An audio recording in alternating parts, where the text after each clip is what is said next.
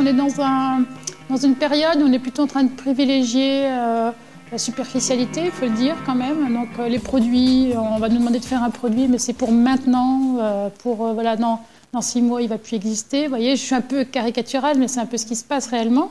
Ou alors ça va être qu'un prototype qui va servir à faire de la communication, puis après il va pas servir en tant que produit réellement. Et donc j'ai un peu la nostalgie de longues collaborations. Justement, cette idée d'accompagnement dans le contemporain, il ne se fait pas d'un jour à l'autre. Hein. Il y a un chemin ensemble. J'ai passé à peu près une dizaine d'années à affiner une démarche, tu vois, essayer de trouver en quelque sorte un chemin buissonnier, hein, parce que je ne voulais pas faire quelque chose qui était, on va dire, streamline, la voie directe toute tracée qui ne me correspondait pas. Ce qui quand on fait du mobilier, quand on fait des objets, est un peu compliqué parce que j'essaie de mettre en place plutôt des intentions plutôt qu'une forme. Au départ, on nous a proposé de faire un livre plutôt général sur toute la diversité de ma création. Et puis, je me suis aperçue que c'était aussi bien de faire un livre qui soit dédié à l'espace, parce que je voulais montrer qu'à chaque contexte, je donne une réponse bien spécifique et que ça peut être des contextes complètement différents. Et je trouvais que c'était plus simple de le faire avec un secteur comme l'espace. C'est essentiellement visuel et on propose une balade en fait, dans tous ces lieux qui sont dans différents pays du monde. Et ce que j'aime faire, c'est rencontrer des partenaires qui ont envie d'avancer, d'aller de l'avant et qu'avec ces partenaires, on fait un bout de chemin et voilà. On produit des nouvelles logiques d'espace. Ces prochaines années, ça va être plutôt l'idée de collaborer, de travailler avec d'autres personnes, parce que je pense que déjà on peut aller plus loin. Et puis il y a des échanges, on se nourrit.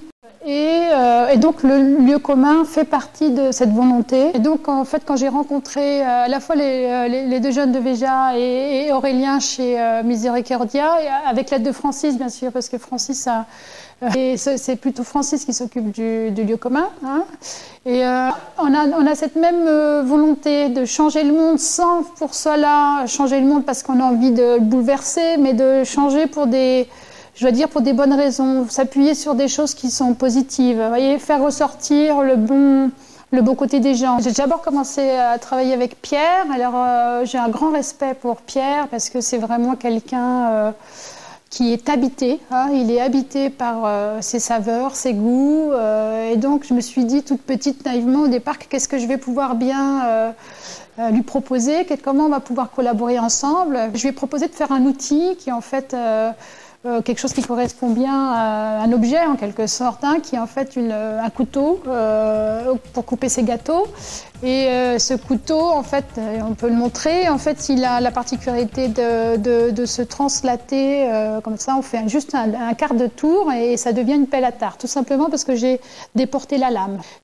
Quand j'ai fait cette exposition à Saint-Étienne à la Biennale, j'ai appelé l'idée, enfin, je voulais traiter la thématique de la cohabitation. J'ai montré comme ça, donc là c'était plutôt l'idée de la monstration, quoi. C'était déjà montrer qu'est-ce que c'est qu'un petit réseau avec une entreprise qui fait du commerce équitable. Qu'est-ce que ça veut dire? Parce qu'on a l'impression que c'est quelque chose d'embryonnaire ou que c'est deux farfelus dans leur coin et pas du tout. C'est complètement une autre vision, donc je pense que c'est un peu ce qu'on recherche actuellement parce qu'on sait qu'on s'est laissé en fait embarquer dans des systèmes qui n'amènent pas forcément des choses très bien au niveau de l'humain, quoi. Vraiment, on en est conscient de ça.